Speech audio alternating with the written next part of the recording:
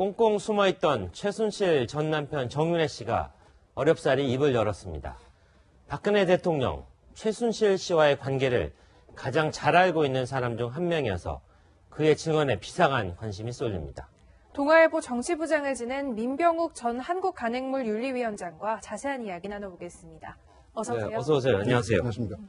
네, 먼저 채널A하고 동아일보가 입수한 단독 녹취록을 보면 정윤회 씨의 말, 그리고 그 전에 있었던 박근혜 대통령의 대국민 담화 내용, 좀 놀라울 정도 닮아있다, 이런 느낌은 지울 수 없는데, 한번 내용을 짚어주시죠. 예, 이게 좀 약간은 네. 저 두 분이 네네.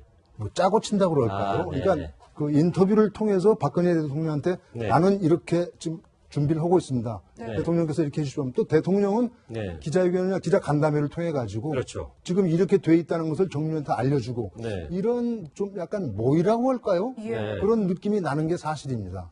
내용을 한번 좀 네. 살펴볼까요? 1차 대국민 담화 때 박근혜 대통령은 네. 일부 연설문과 홍보물에 약간 도움을 받았을 네. 뿐이라고 얘기를 했는데 네. 정윤회 씨도 비슷하게 얘기를 했네요. 최순실의 연설문 수정 그렇죠. 능력이 없다, 안 된다. 네. 2차 때도 같았습니다. 네, 또 하나가 2차 있죠. 때도. 네. 최순실 가족과는 교류를 끊고 오랜 인연을 가지고 왕래한 사이라고 박근혜 대통령이 얘기했는데 정윤회 씨도 약간 맥락이 통하게 대통령의 유일한 지인이라고 했네요. 그러면 저런 비슷한 얘기들을 하고 있는 거네요. 예, 아무튼 간에요. 네. 이 기본적으로 대한민국의 경찰로서 아주 유능하다고 해서 청와대 민정수석실에 가 있던 박관청 경정이 네네. 대한민국 권력 서열 1위는 최순실이고 2위는 정윤회다 네. 라고 할 정도로 대통령 위에 두 명 있었던 얘기죠. 그렇죠. 대통령은 3위에 불과할 따름이다죠. 네.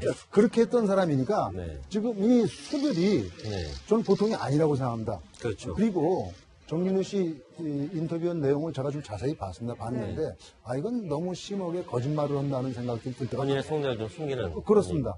그렇죠. 예를 들자면은 지금 그 정윤회 씨가 작년 11월인가에 아마 월간 지하고 인터뷰를 하고 네. 그다음에 이제 꽁꽁 숨어 있다가 네. 지금 이제 나와서 차례하고 얘기했죠. 단독 인터뷰를 했지 않습니까? 네. 역시 뭔가 할 말이 있고 네. 대통령한테 뜻을 전하고 싶었던 것이다라고 저는 봅니다. 민전 위원장님. 예, 저 정윤회를 직접 만나본 그런 경험이 있으시잖아요. 하도 오래돼가지고요. 그러니까 저 한나라당 부총재 시절에 네. 한나라당 부총재 시절에 저희 이제 동아일보에서 인터뷰를 했었습니다. 아, 그랬군요. 인터뷰를 당시에 네. 정윤회 씨가 같이 왔는데 그때는 뭐 정윤회인지도 몰랐죠. 네. 몰랐는데 참 이상한 것은 국회의원이나 부총재나 이런 분들이 인터뷰를 할 때는 네. 대개 본인이 혼자 앉고 보좌진은 밖에 나가 있는 뒤에 서 분인데 있거나. 같이 네. 있어요. 같이 앉아가지고 얘기하고 뭔가 얘기하려고 치면은 이상한 사인을 보내고 네. 그다음에 이제 그만합시다라고 의원이 얘기하지도 않는데 정윤회 씨가 먼저 그만합시다라고 해서 저 사람 나중에 인터뷰 끝났는데 저 사람은 도대체 뭐야? 라고 제가 물어봤던 기억이 납니다. 그렇군요. 좀처럼 속내를 잘 드러낸 사람은 아니었던 모양이죠.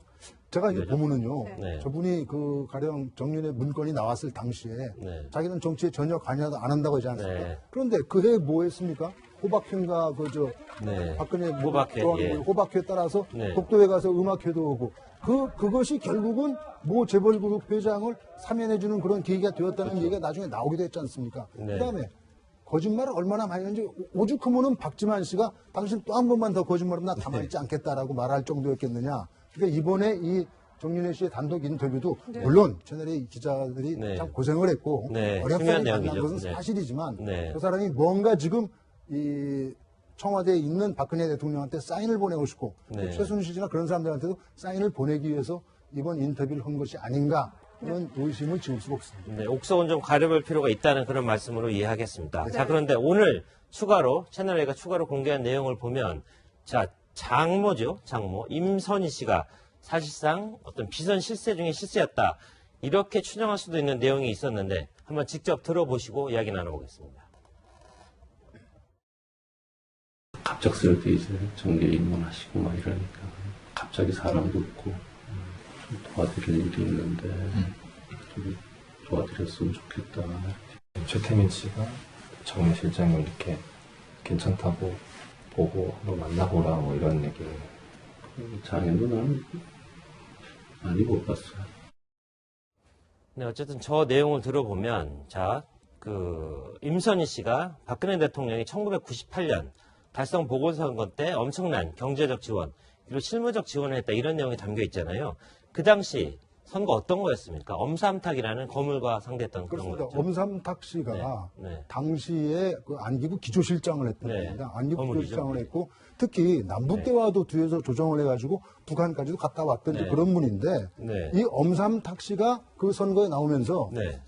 박근혜 대통령의 지금 그 최순실 문제 그 전에 이제 최태민 문제죠. 네. 최태민 문제에 대한 중앙정부 보고서, 안기부 보고서, 네. 그다음에 신군부의 보고서까지 다 가지고 나와가지고 선거에서 다 까발린 거예요. 네. 이게 사실 저도 기자로서 조금 부끄러움을 느끼는 것이 네. 그 당시에 그런 내용을 다 기사화했으면은 네. 지금 이런 일이 생겼겠는가 하는 무엇이 있는데 기자들은 그때만 해도 야 이게 안기부에 있으면서 비밀스러운 문서를 자기 혼자 가지고 나와서 하니까 이걸 어떻게 믿겠느냐라고 생각했고 네. 또 한편으로는 안기부의 그 당시에 이 엄삼탁 후보는 집권 여당의 후보고 그렇죠. 네. 새정치국민의 예, 박근혜 후보는 한나라당 이해창 총재가 영입해가지고 나온 후보이기 때문에 초년력이. 예, 그렇습니다. 네. 그 둘이가 맞붙은 선거이니까 대개 언론은 또 야당 쪽에 조금은 페이버를 주지 않습니까? 그렇죠. 그런 측면이 있었고 그래서 그냥 그것이 덮여졌는데 지금 생각해 보면은 네.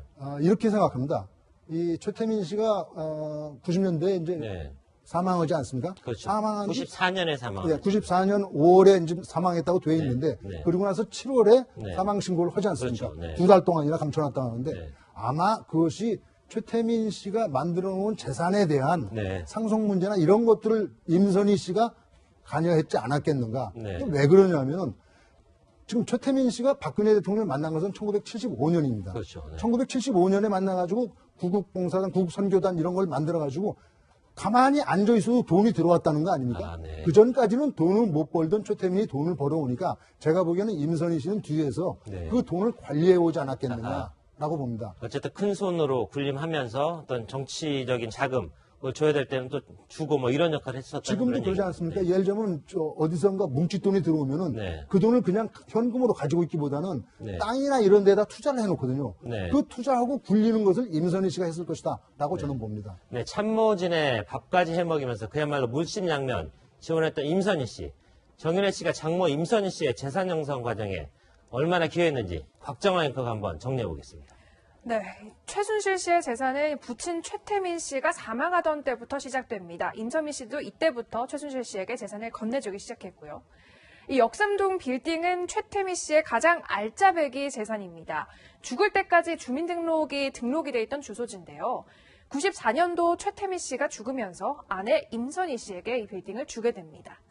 근데 바로 이듬해 정윤회 최순실 부부가 결혼하면서 이 빌딩 2동을 받게 됩니다. 이게 원룸 36개로 임대 수익을 얻을 수 있는 건물입니다. 그래서 한 동에는 임선희 씨 장모가 살고 다른 한 동에는 최순실 부부가 아이 정유라를 낳아서 기르는 상황이 되는 거죠. 그리고 시간이 지나서 2002년 이 빌딩 2채를 30억 원에 팔아서 신사동에 7층짜리 미승 빌딩을 올립니다. 이게 30억 원에 이제 매매가 됐었는데 이 미승 빌딩이 최근까지 최순실 씨가 거주하던 곳인데요. 현재 시가가 200억 원에 달합니다. 이렇게 쭉 보시면 임선희 종잣돈으로 시작해서 이 강남 부동산 재테크를 통해서 이룬 최순실 재산은 현재 423억 원으로 추정이 됩니다. 처음에 70년대 불광동 단칸방에서 살면서 전기세도 못 냈다 이런 형편이었다는 재산 스토리를 정윤회 씨가 본인 입으로 처음부터 끝까지 밝힌 셈이 되는 겁니다. 네, 곽정화 앵커가 잘 정리해 줬는데요. 자, 저기서 보듯이 94년 최태민 씨가 사망한 이후에 모든 재산 관리를 임선희 씨가 하면서 실질적인 어떤 최 씨 집안의 어떤 넘버원 1인자로 군림한 거 아닌가 그런 추정이 가능하지 않겠습니까? 그렇겠죠. 왜냐하면은 최태민 씨가 1975년에 박근혜 대통령을 만나기 전에는 네. 사실은 불황자나 마찬가지입니다. 네. 대전에서 뭐 이상한 영세교하고 그다음에 그 엉뚱한 점 치러 다니고 이제 이런 사람 아닙니까? 네. 돈이 없었고 그런데 그때 아마 임선희 씨가 최태민 씨를 먹여 살리다시피 하지 않았겠느냐. 네. 그런데 최태민이 어느 날 갑자기 유경수 여사가 돌아가신 다음에 큰형의 박근혜한테 편지를 보내고 난 다음에 갑자기 가까워지고 네. 그다음에 구국봉사단을 만들고 총재가 되고 박근혜 대통령을 명예총재로 만들고 하면서 재벌들이 돈 갖다 주고 하니까 이게 돈줄이구나. 네. 이게 돈을 버는 길이구나. 지금까지처럼 뭐 어렵게 무슨 감자 팔아서 땅을 사가지고 땅을 굴려가지고 돈 벌기보다는 네. 이렇게 큰 권력 주변에 있으면은 네. 돈을 만들 수 있겠다는 것을 저는 알았다고 봐요. 네. 그래서 94년에 최태민 씨가 죽고 난 다음에 임선희 씨가 혼자 남았는데 최태민 씨는 죽기 전까지도 그걸 잊지 못했던 거예요. 75년부터 79년까지 박근혜를 통해서 들어온 수많은 돈들을 네. 그 돈 맛을 봤기 때문에 네. 버리지를 못해가지고 유경재단에서 관여하고 계속 관여하면서 뒤를 봐주지 않았습니까? 네. 그러다가 죽고 나니까 임선희 씨가 마지막으로 보궐선거인데 여기서 또 돼가지고 올라가다 보면 또 뭔가 생길지 모르겠다 해가지고 저는 있는 힘을 다해서 도와주지 않았겠느냐라고 네. 봅니다. 그리고 임선희 씨가 일단은 회계에는 굉장히 밝았던 분인 것 같다라는 생각을 합니다. 네. 만약에 이 재산 형성 과정에서 부정한 일이 있었다면 특검에서 명명백백하게 밝혀져야 될 것 같습니다. 지금까지 민병욱 전 간행물 윤리위원장이었습니다. 수고하셨습니다. 감사합니다.